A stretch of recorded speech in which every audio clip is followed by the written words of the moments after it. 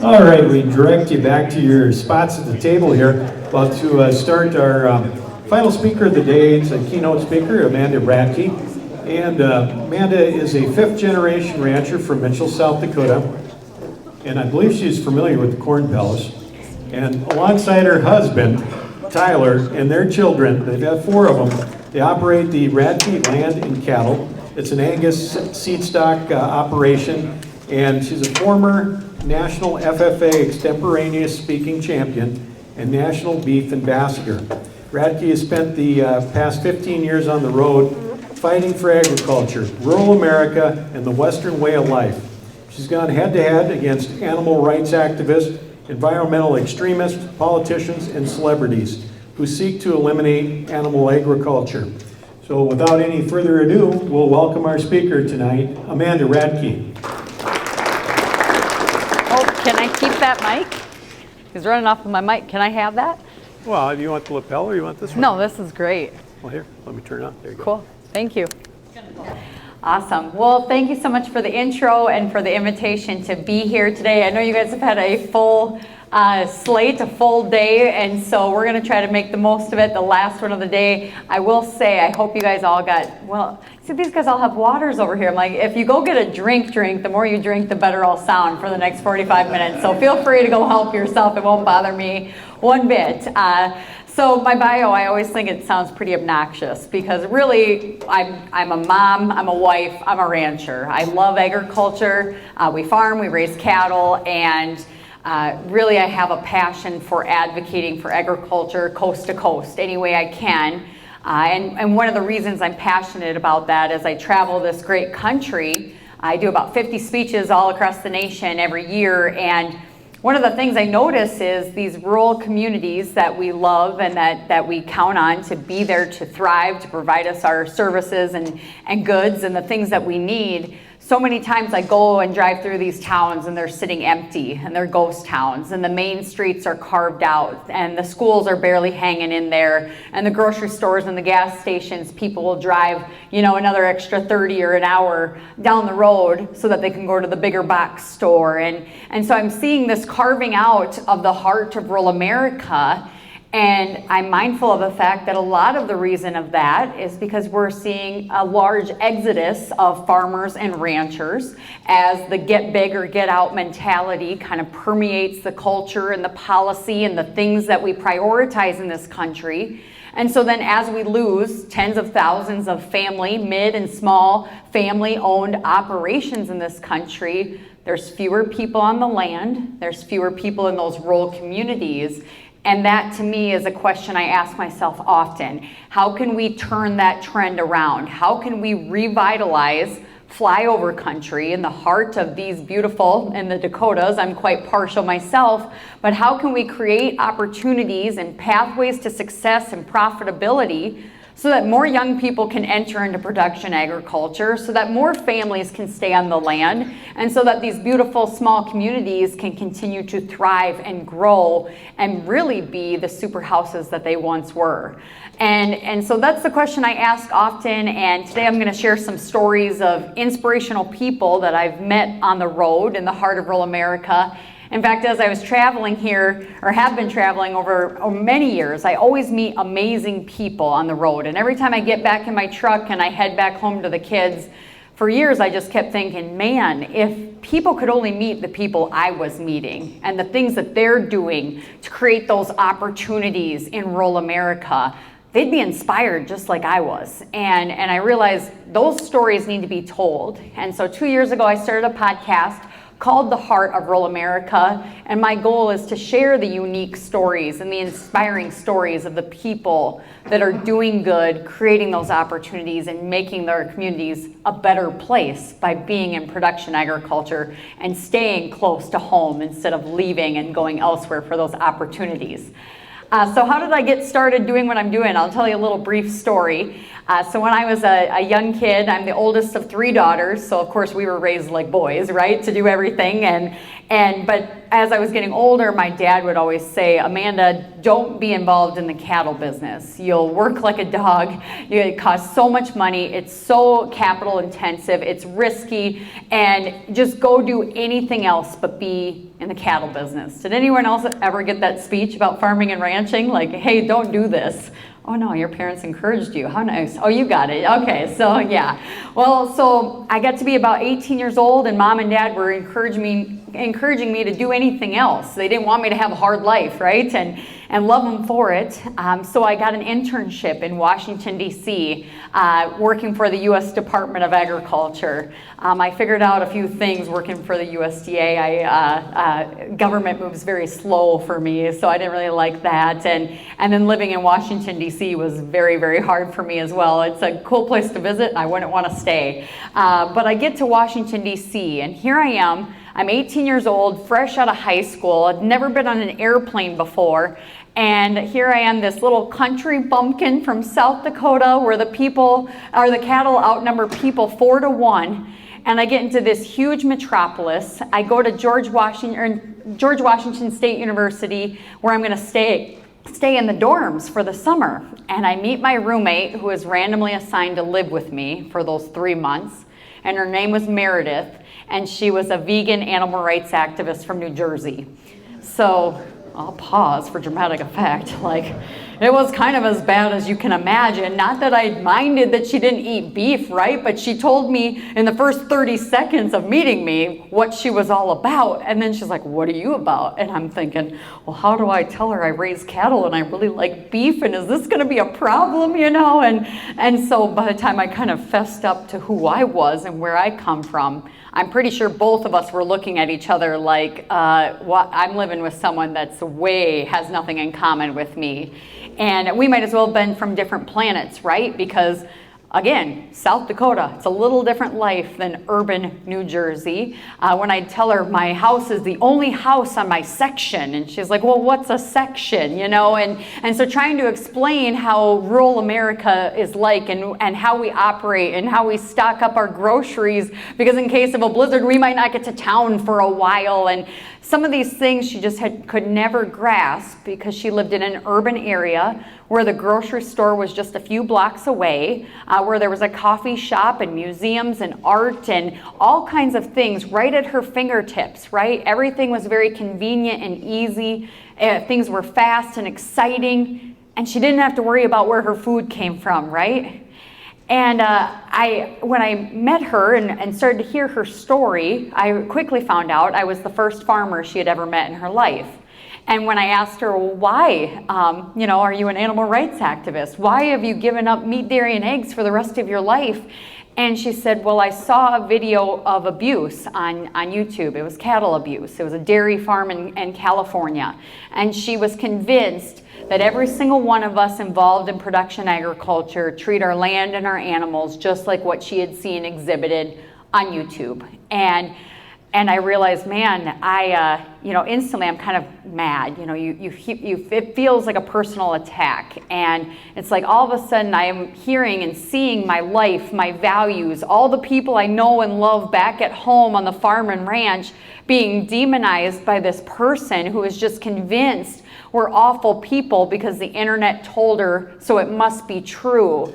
And so for the first time in my life, really, my values and what I believed were really challenged. Because when you're surrounded by people that know how you live and understand the lifestyle, it's easy, right? It's not hard to be confident in what you're doing.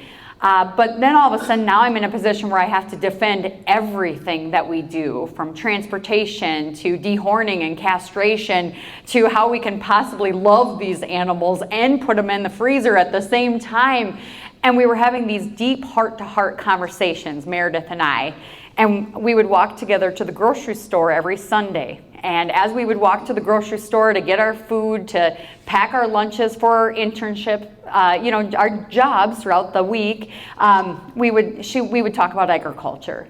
And over the course of the summer, I realized, man, Meredith and I, we might be from totally different worlds. She might as well, she's from Venus and I'm from Mars, and there's nothing we have in common. But over the course of the summer, I realized we had a lot in common.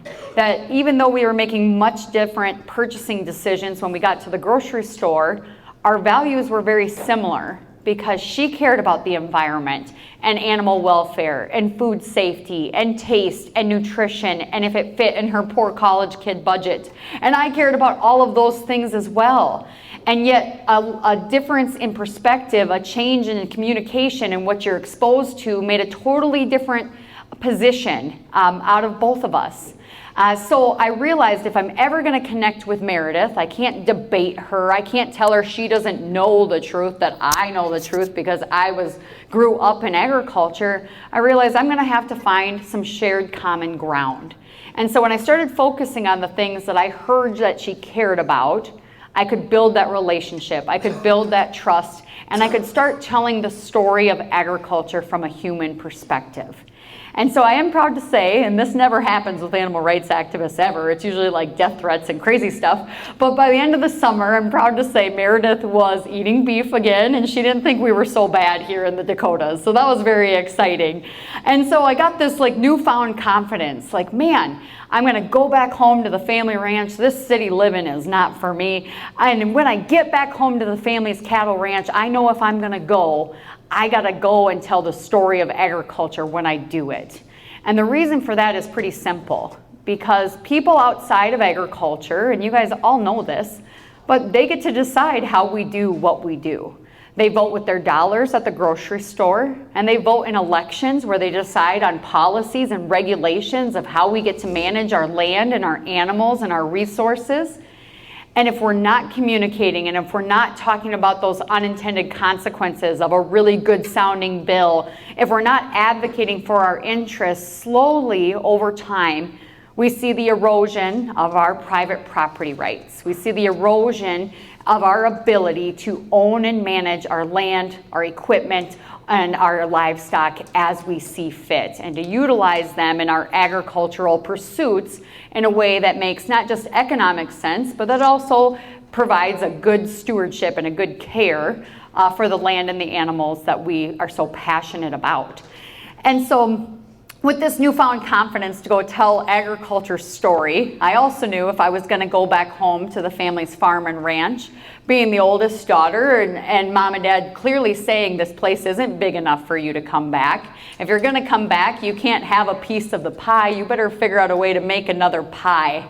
And so I was blessed to meet my husband Tyler at South Dakota State University. Sorry, don't like throw tomatoes at me. Well, if you didn't beat up the last guy, I'm safe probably. But I met him on the meats judging team. So judging ribeyes apparently was the start of a new Hallmark movie, traveling across the country in a hard hat and white and steel-toed boots and a white lab coat, going from packing plant to packing plant. That was like the real deal. But met my husband judging ribeyes and moved him, got married, and he moved from Minnesota, and we were blessed to be able to buy a ranch just straight adjacent to mom and dad's place where I grew up. And I knew instinctively, okay, if I'm going to be back home in production agriculture and mom and dad are saying this is not big enough for you, then I better figure out a way to maximize every acre and every animal that I have in unique and creative ways.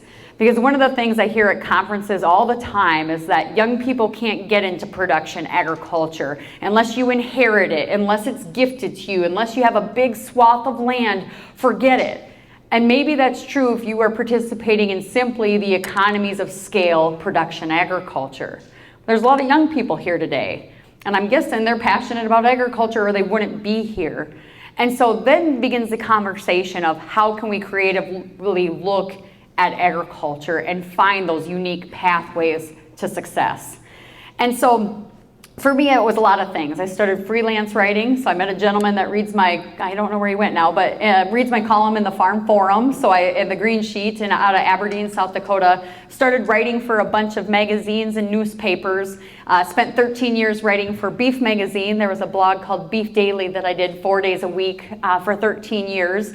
Wrote for the Tri-State Livestock News and just started building my portfolio that way. And then the speaking came along. I started talking about these issues in agriculture that I was passionate about and how to help producers be profitable entrepreneurs and And that word of mouth just got me on the road, and I realized there's so many families that were just like mine, where the kids were raised to work hard on the land. They were raised to, the cattle eat before you do, and you have responsibilities where those responsibilities can have life or death consequences, whether you handle that equipment properly, shut the gate, catch that calf, whatever that job might be.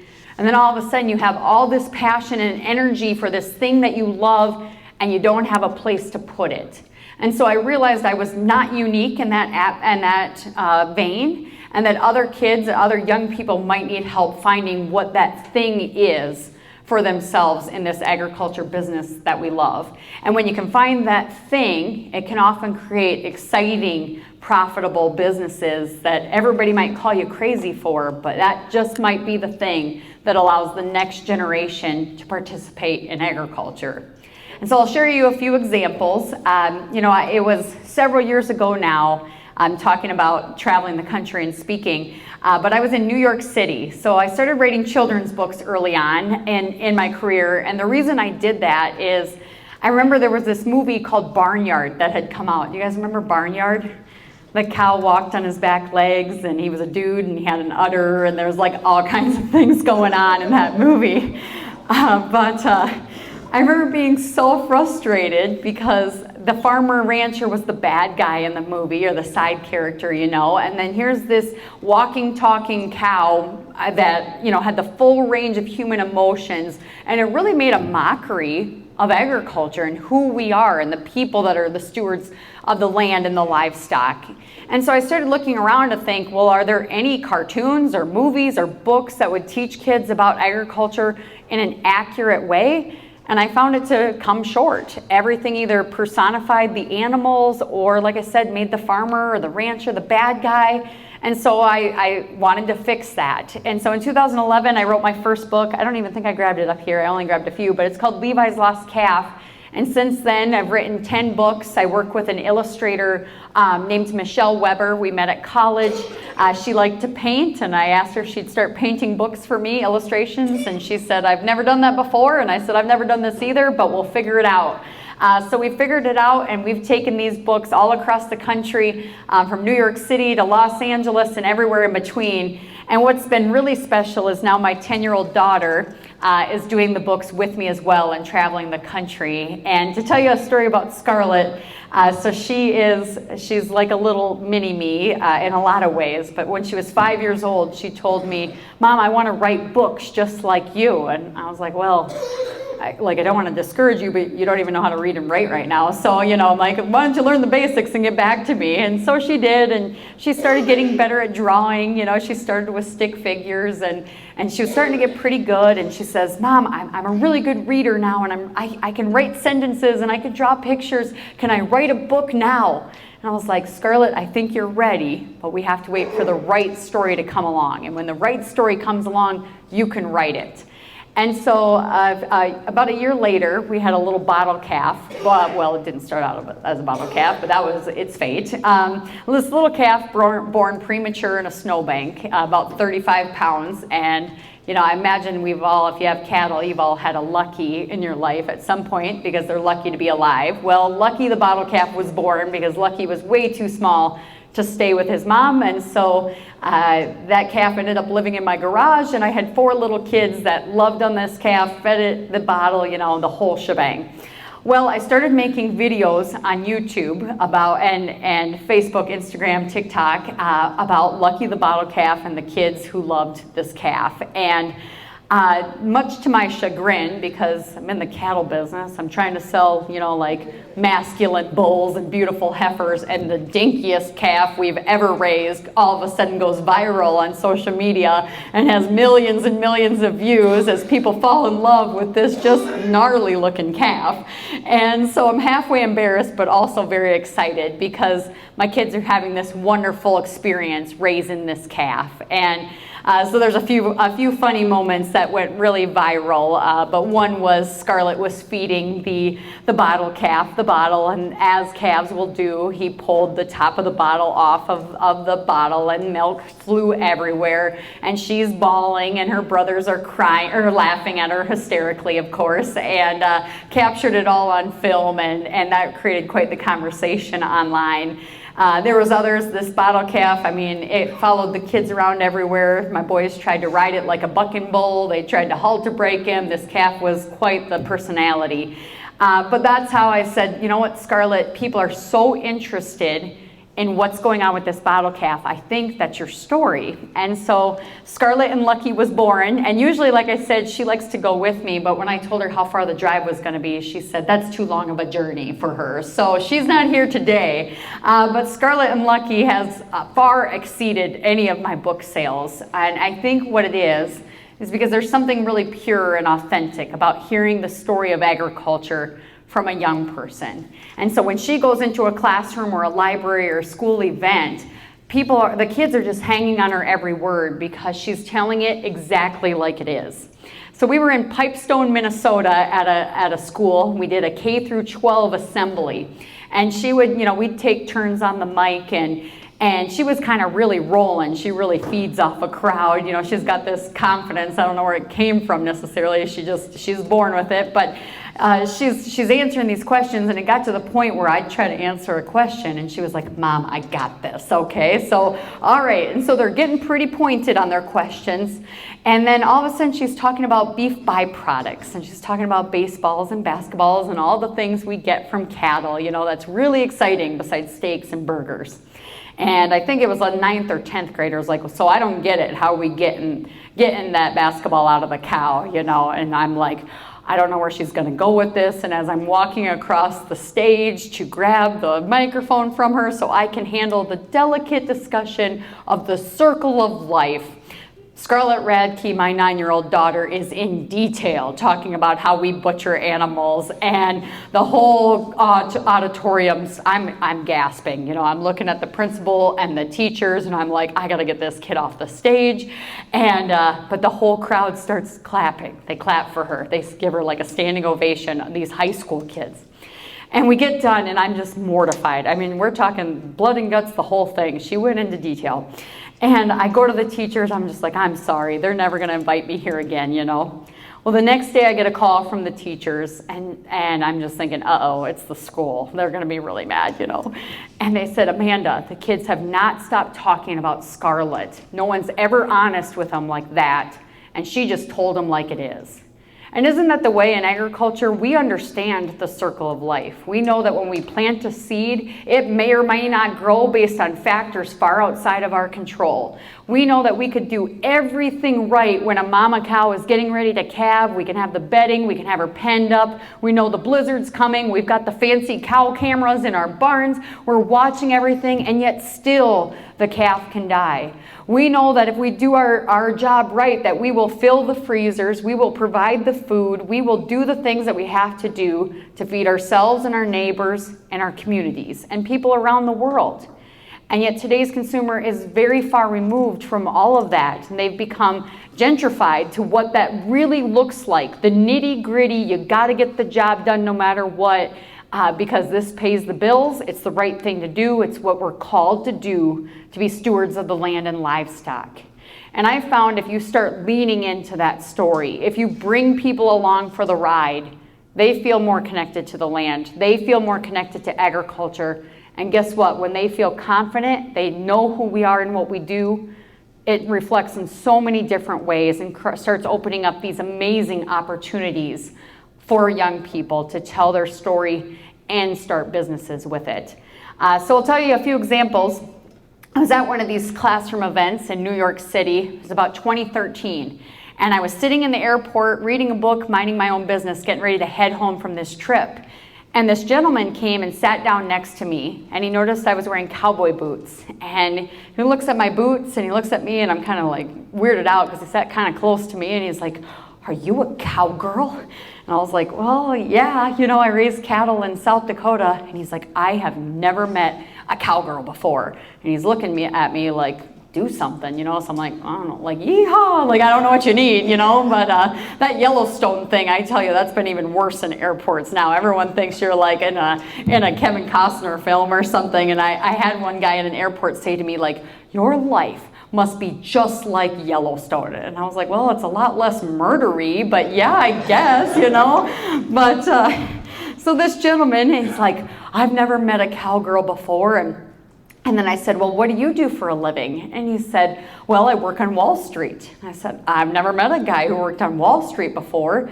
And he said, well, what do you want to know about us? And so I asked him, well, are y'all as crooked as you sound in the news? And he said, yes, actually. So I guess watch your 401ks if you got them. But I said, well, he goes, I'm one of the good guys though, you know. And so I'm asking about what life is like, you know, going on the trading floor and doing the whole shebang in New York City. And it was very fascinating.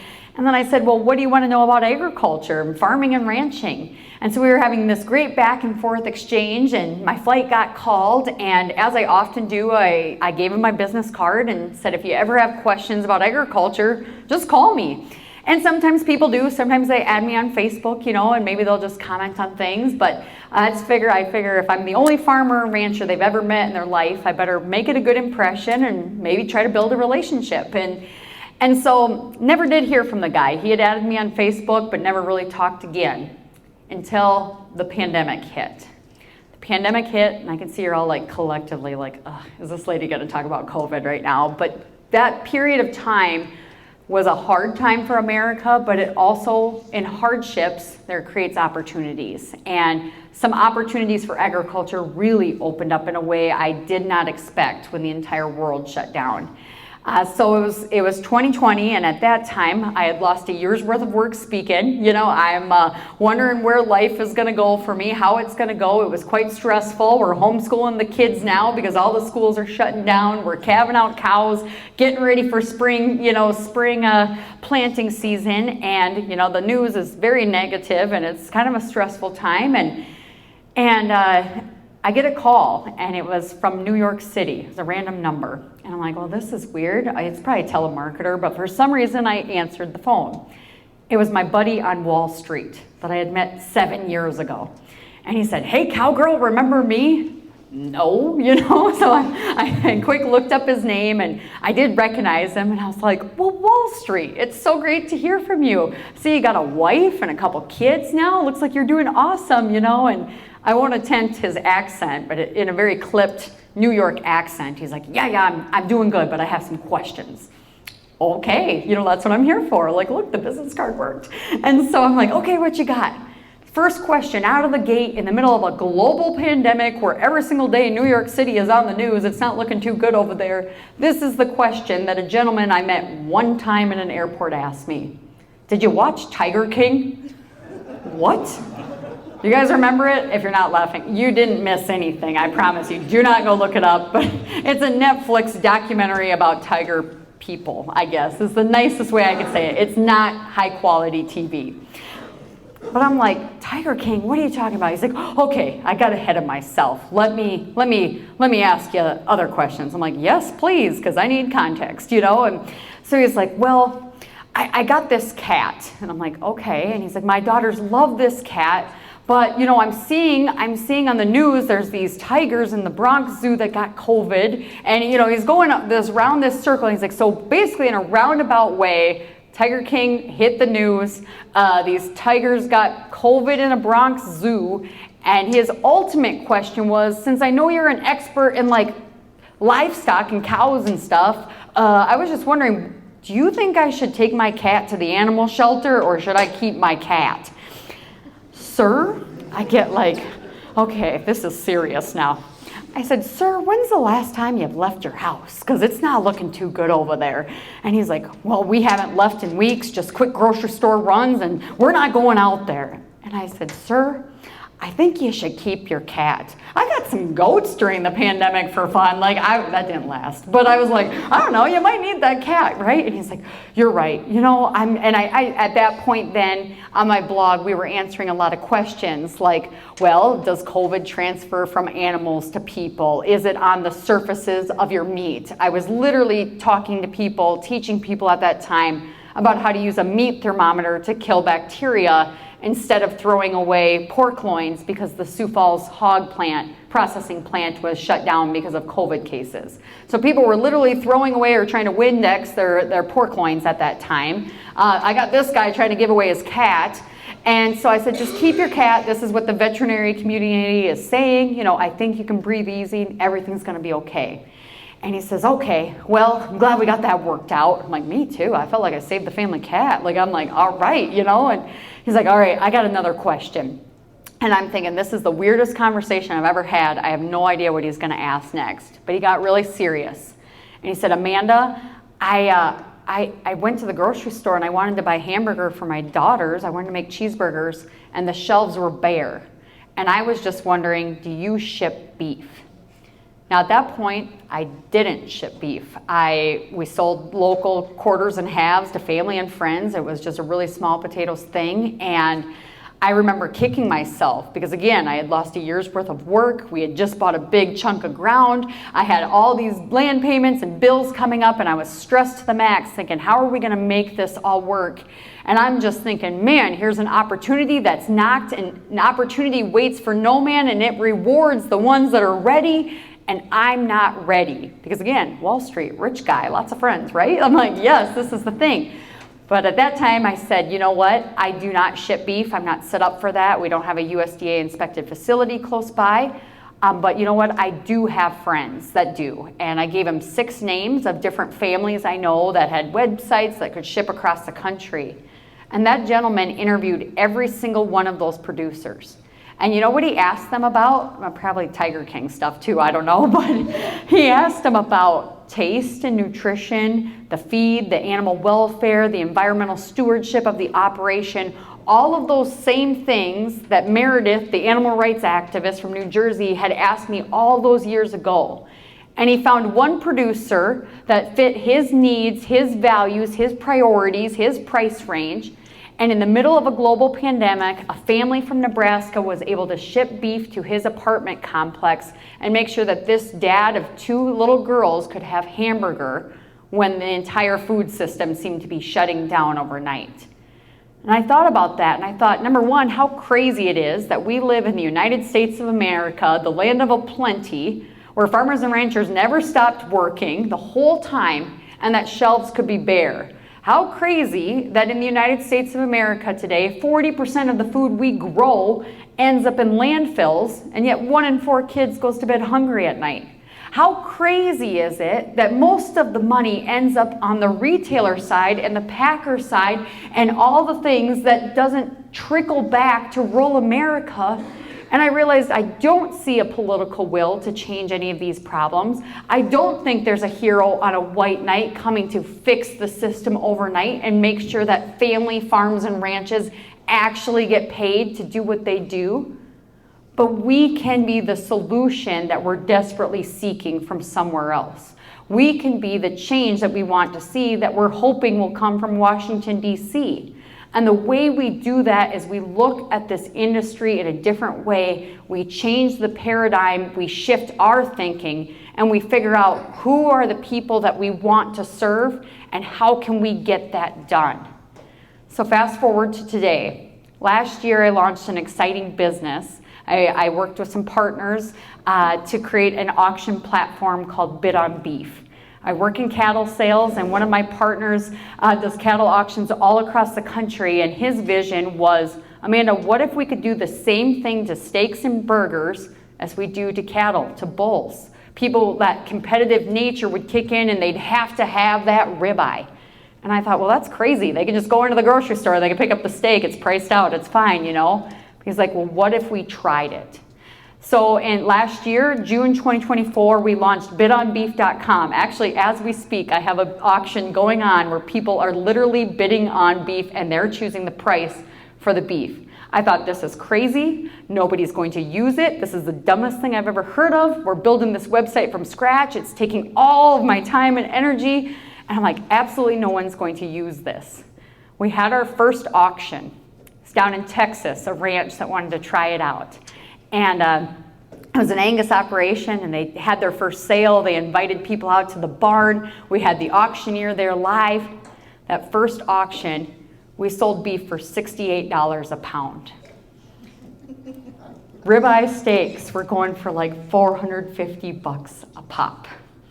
And I remember just like kind of stroked out a little bit. I'm like, I don't even know what's happening right now, but these people keep bidding. Like no one's making them bid. They're fighting over this beef, and they would win it, and they'd jump up in joy, and they'd knuckle pound each other. And I don't know, I think there was some alcohol, I think too. So there were some girls with wine that were just like, woo! And I was like, do you realize you just spent $350 on some New York strips? Your husbands are not gonna be happy, but you know, buyer's always right. Well, we got done with that auction, and what struck me the most wasn't watching the craziness of the crowd, which was exciting to see, that energy, but it was watching the family that was selling that beef that day, because they had hit a roadblock in their business. They were trying to figure out how to bring that next generation home to the family operation. They were spending all their time at these farmers markets just trying to tell their story, and finally they just opened it up to the market, and they've been just hitting the market in our auctions like crazy ever since. They've been able to tenfold their beef sales with these crazy wild bid on beef auctions. And all of a sudden now, because they were willing to try something new and different and crazy where people were talking about them, now they see a pathway where their little kids could maybe have an opportunity to be a part of that family operation. And so my challenge to you is to do the things that maybe look crazy and wild to everyone else in your neighborhood. Do the things the opposite of what we've always done, and be brave enough. And I know, I have a dad and grandpa, and we've always done things the way we've always done them, and how dare you change anything, right? But yet, if you have the opportunity to change a little bit, to add somewhere where you can increase the value, where you can maximize that per acre, that per animal, and it can be all kinds of wild things, from Airbnbs to hunting to, I met a lady from Tennessee that she only had 10 acres of land in Tennessee, a few beef animals. She started whipping together beef tallow and making skincare products because America's nuts over skincare. She's selling these 3-ounce bottles of beef tallow lotions for 80 bucks a pop. She's doing all right, you know? But by every metric, if you went to a conference, they would say you could never make money on 10 acres and a handful of cows. Would they not? And yet she said, watch me, and she figured it out. So bid on beef, it's still a long road ahead, but in 6 months, we sold beef to 49 of the 50 states in the country. The only one thing we have left is Alaska, and they keep bidding, but they never win. But we work with about 30 producers all across the country, each of them that apply to be on the platform, and it's been such a joy to help put money back in the hands of the producer. And the way that they were able to do that is by getting closer to the consumer retail dollar. So we're shipping beef from Connecticut and New Jersey to California and everywhere in between, and it's been wild and fun. But it has me on fire for what opportunities exist that haven't even been uncovered yet. And that's really my message. If we're going to change the trajectory of farming and ranching for family-owned businesses, it's not coming from a government solution and a bunch of handouts and a bunch of things that really, at the end of the day, skew our markets in not a free and fair way. But instead, it's going to come from creative and innovative entrepreneurs that dare to do the thing that all the neighbors are going to talk about. But hopefully, if you're brave and you're willing to keep charging forward with that idea that has never been tried, hopefully it turns from the coffee talk shop of what is that crazy lady or guy doing to, wow, why didn't I think of that? And so to end, I guess I'll just close on, I think it's really important as we're looking at this next phase of agriculture to remember that we can't do anything without the people that keep us free. So I guess I wanted to ask, are there any veterans here today? Anybody that serves? Don't be shy. Nobody? Do you know somebody? Because everybody probably has loved ones who have served. So I got to tell one more story, and this is the story of a man named Bill Brody. When I was in Washington, D.C., living there for the summer, I had this wonderful opportunity to meet this Kansas cowboy Vietnam War veteran. And we got connected through a mutual friend. And Bill Brody, to hear his story, to know him and love him, it's a powerful story. So Bill was a Kansas farm boy who obviously was sent overseas to fight in the Vietnam War. When he was in the jungle fighting for our country, he was shot not once but twice in the leg. When the American helicopters came to rescue him from that jungle in the middle of a combat zone, they picked him up in that helicopter, and it was such a fast escape. He was dropped not once but twice out of that helicopter. He made it out alive somehow, and he ended up in an Alaskan hospital where they quickly amputated his leg, and he spent months and months trying to recuperate from his injuries and frankly his broken heart and the trauma of losing his friends and fellow servicemen as a Marine. He was given 2 Purple Hearts for those injuries that he sustained.